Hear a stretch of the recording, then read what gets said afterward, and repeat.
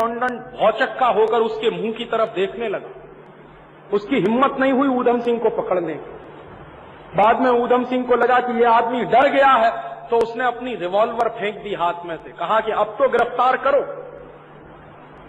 तो डरते डरते उसने ऊधम सिंह के हाथ में हथकड़ी लगाई, पुलिस सुपरिंटेंडेंट ने, और ऊधम सिंह ने कहा कि चलो मुझे न्यायालय में ले चलो, कोर्ट में ले चलो।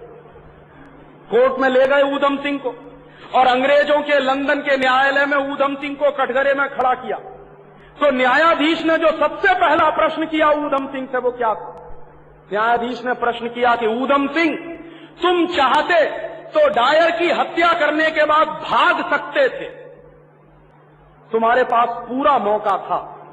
तो ऊधम सिंह ने जवाब क्या दिया कि जज साहब, हिंदुस्तान की जिस माटी से मैं पैदा हुआ हूं, उस माटी में लोग पीठ दिखाकर नहीं भागा करते, जरूरत पड़ने पर सीने पर गोली खाते, पीठ दिखाकर नहीं भागा करते।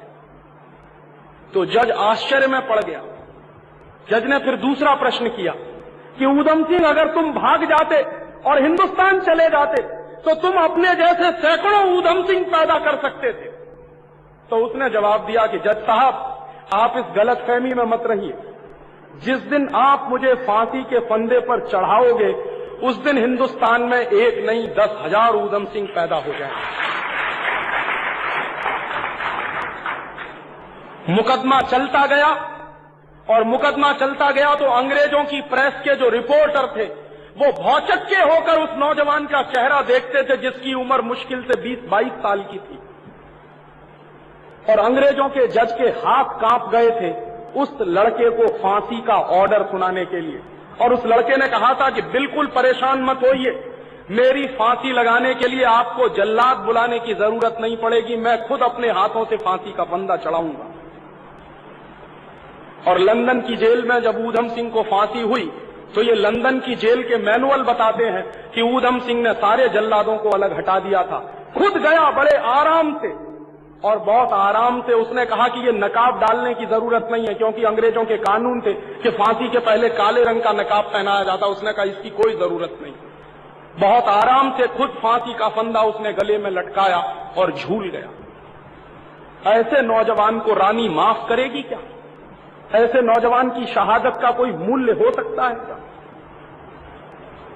और ऐसे नौजवान की शहादत की जमीन है अमृतसर का जलियांवाला बाग, और उस जलियांवाला बाग में ऐसी रानी के खराब और अपवित्र कदमों का हिंदुस्तान की सरकार के द्वारा वहां पहुंचाया जाना सबसे ज्यादा राष्ट्रीय सम्मान के खिलाफ काम है। और इससे बड़ा राष्ट्रद्रोह कोई हो नहीं सकता जो भारत सरकार ने अभी किया है।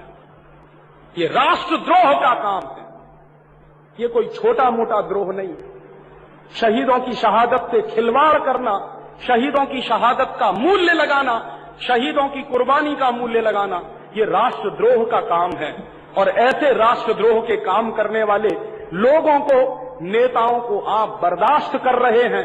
और मैं आपसे इसी निवेदन के साथ अपना व्याख्यान खत्म कर रहा हूं कि ये इतने बड़े प्रश्न हैं जो आपके बीच में मैंने उठाए हैं, इनका जवाब तलाशिए।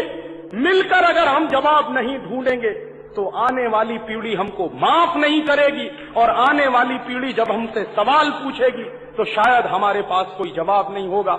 आज मेरा दिल बहुत भरा हुआ है, ज्यादा बोलने की स्थिति में नहीं, इसलिए आपसे माफी चाहता हूं और विदा चाहता हूं।